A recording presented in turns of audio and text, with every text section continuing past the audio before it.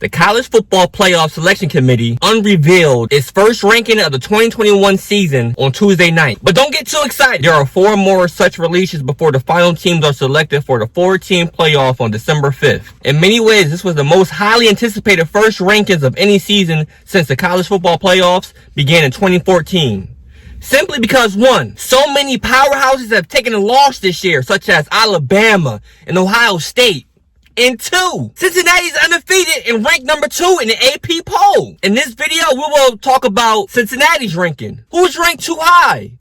Who's ranked too low? And lastly, which regular season game will affect the college football playoff selection the most? Based on these rankings, we learned quickly that the committee doesn't think too highly of the Bearcats as we do. Or as I do.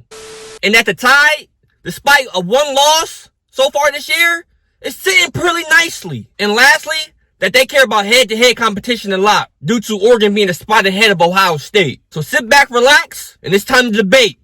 Stay tuned. Whose world is this? The world is yours. The world is yours. It's mine, it's mine, whose world? So first, how do we feel about Cincinnati's ranking? The Bearcats at number 6 is at least 3 slots too low, and this is a program that needed to be in the top 4 from the start to withstand the strength of schedule slide seemingly awaits it. This shouldn't be a surprise as the committee disrespected Cincinnati last year. But it's freshly insulting. But hey, it could be worse, right? The Bearcats have the worst strength of schedule of any team in the top 10, which is ranked 94th. Committee members rely on schedule strength just as much or more than any other metric of data. The reality is, Cincinnati, they ain't got enough juice to be in the top 4. Or their full body of work is not enough. As much as it pains me to say it. So, they'll need some help. They need Georgia to beat Alabama in the SEC championship game and for Oklahoma to stumble along the way. They might even get left off for a 1-loss Big Ten runner-up. Yeah, I said it. Our next question.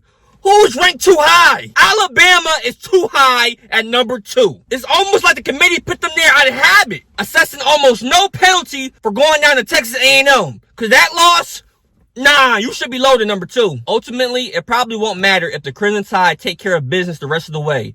They're going to the playoff. If they don't, they're likely out with 2 losses. But if they lose a nail-biter to Georgia for the SEC championship, this does give them at least a puncher's chance to become the first 2-loss playoff team. That will depend on what happens around them. But starting at number 2 is an undeserved bonus for Bama. Let's be honest. And in a bonus team that's ranked too high, Michigan State. I don't believe it. Now, Michigan State's a great story, but I don't think they're the 3rd best team in the country. I do not believe that whatsoever. I do get the resume of beating Michigan makes them important enough for them to be in the top 4 today, but I expect Ohio State to wipe those dreams away in the coming weeks. For real. Hey, if you agree, like this video right now. Ohio State is beating Michigan State, and that top 4 is looking pretty right now, but in a couple weeks, we see you on the top 10, maybe number 8, number 9. Then my next question, who's ranked too low? Clearly Cincinnati is. But the other team I will put in that category is number 8, Oklahoma. Stop disrespecting Oklahoma and Caleb Williams, man. I mean, I see why you do it because their defense is pretty bad. But y'all disrespecting Oklahoma. The committee clearly cares less about the Sooners' 9-0 record than I do, which does not include a victory against a team ranked in the current college football playoff top 25. Oklahoma has 5 one-score victories against FBS teams and needed a second-half comeback to beat Kansas on October 2nd. So I get it, yeah, that sounds bad. You know, you need to come back against Kansas. But number 8, come on, man. Number 8? At least top 6. Now, my last question. Which regular season game will have the biggest impact on the playoff race? The Michigan State-Ohio State is going to say a lot about how the final seeding will shake out if Oregon and Ohio State both win out.